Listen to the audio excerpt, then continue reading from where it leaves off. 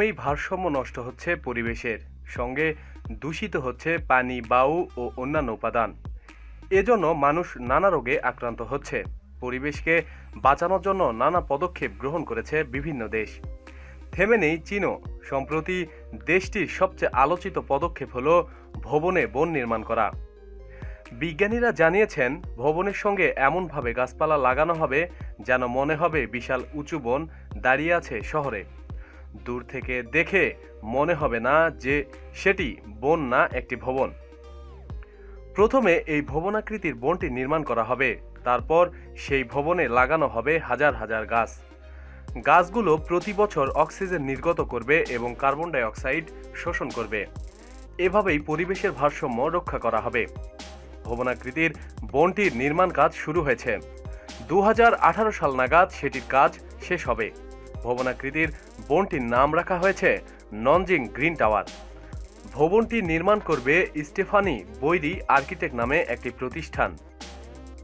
শুধু চীন নয়, প্রতিষ্ঠানটি ইউরোপের কয়েকটি দেশেও এমন ভবনাকৃতির বন নির্মাণ করা হবে। ভবনটির উচ্চতা হবে প্রায় 600 ফুট। তাতে লাগানো হবে প্রায় 600 লম্বা ও 300-র মতো মাঝারি গাছ ও কয়েক হাজার ঝোপঝাড়ের মতো গাছপালা। বিজ্ঞানীরা ধারণা করছেন, পুরো প্রজেক্টটি সম্পূর্ণ হলে এক একটি ভবনাকৃতির বন বছরে প্রায় 25 টন কার্বন ডাই অক্সাইড শোষণ করবে এবং 60 কেজি অক্সিজেন সরবরাহ করবে। এই প্রজেক্ট সফল হলে বিভিন্ন শহরে একের পর এক আরও ভবন নির্মাণ করা হবে। নগর পরিকল্পনাকারীদের উদ্দেশ্য, এভাবে বড় বড় শহরের কিছু স্থানে একটি করে ভবনাকৃতি বন নির্মাণ করা হবে। এ সময় এতে পরিবেশের ওপর চাপ কমে আসবে।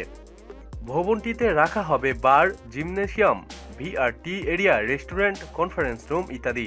তাছাড়া আধুনিক ভবনগুলোতে যেসব সুযোগ সুবিধা রাখা হয় তার সবকিছুই রাখা হবে সেখানে।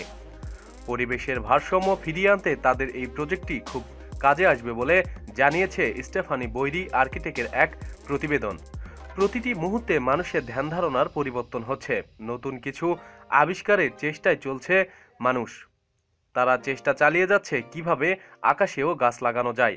সেই পদক্ষেপ হিসাবে ভবনে গাছ লাগানোর ধারণার জন্ম। ভবিষ্যতে এটি খুবই কাজে দেবে জানিয়ে প্রতিষ্ঠানটি আরও জানায়, আমাদের প্রতিটি পদক্ষেপ গুরুত্বপূর্ণ।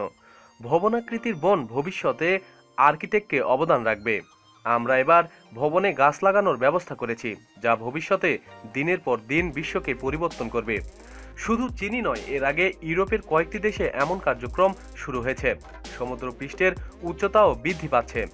পরিবেশ বিজ্ঞানীরা ধারণা করছে, হয়তো আর কয়েক শতাব্দী পর পুরো বিশ্ব তলিয়ে যাবে। তার আগে যদি প্রাকৃতিককে রক্ষা করা যায়, তাহলে হয়তো আমরা পৃথিবী ধ্বংসের হাত থেকে রক্ষা পাব।